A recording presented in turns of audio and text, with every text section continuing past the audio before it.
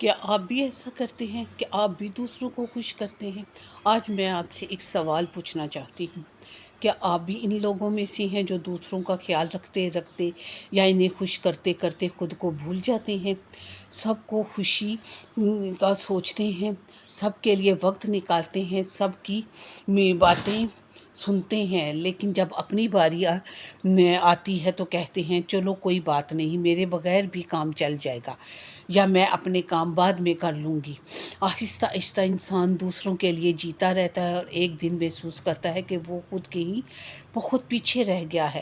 آج ہم اسی بارے میں بات کریں گے اور اس میں آپ کو بتاؤں گی کہ یار بس کر دیں، دوسروں کو خوش کرنا، اس طرح کرتے کرتے آپ اپنے خود کو تباہ کر رہی ہیں اور اس میں سب سے اپنے آپ کو بھول رہی ہیں۔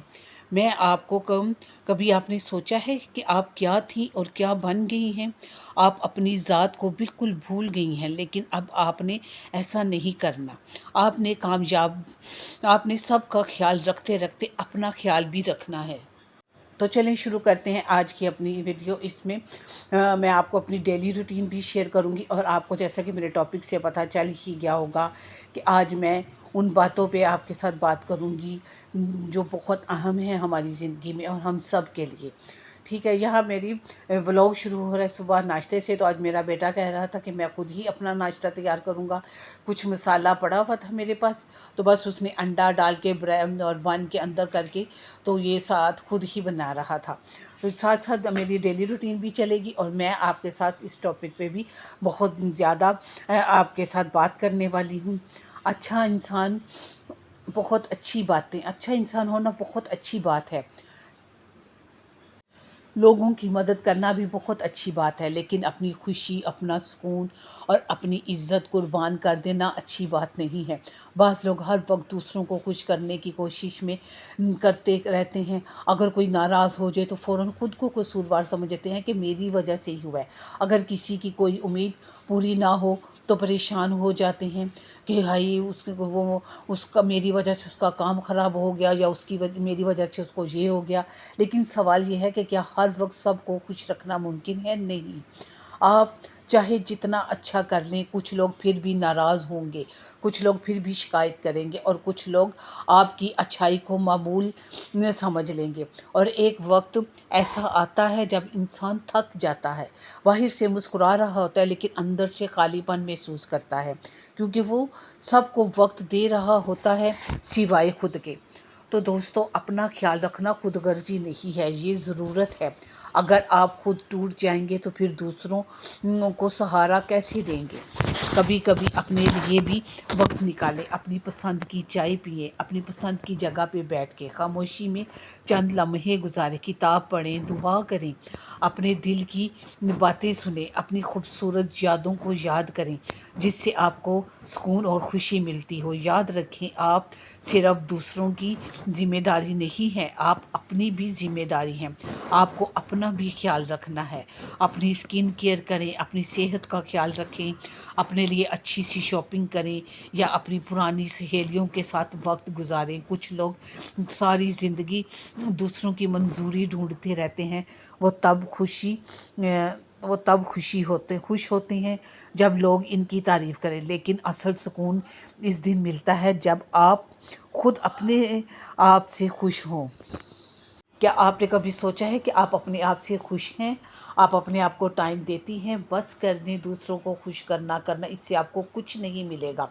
یہاں میں اس کے بعد میں اپنے بچوں کے لیے ناشتہ بنا رہی تھی، اور ساتھ ساتھ آپ کے ساتھ اپنی روٹین بھی شیئر کرتی جاؤں گی۔ اور میں بس اتنا کہوں گی کہ آپ نے میری ویڈیو اینڈ تک دیکھنی ہے، کیونکہ اس میں بہت سی اہم باتیں ہیں جو آپ کی زندگی بدل سکتی ہیں اور آپ کو فائدہ دے سکتی ہیں۔ اس لیے میری ویڈیو کو اینڈ تک ضرور دیکھیے گا، اور اگر یہاں تک آپ نے میری ویڈیو دیکھی ہے تو میرے چینل کو ضرور سبسکرائب کریں، لائک کریں، شیئر کریں، اور پیارا سا کامنٹ ضرور دیجیے گا۔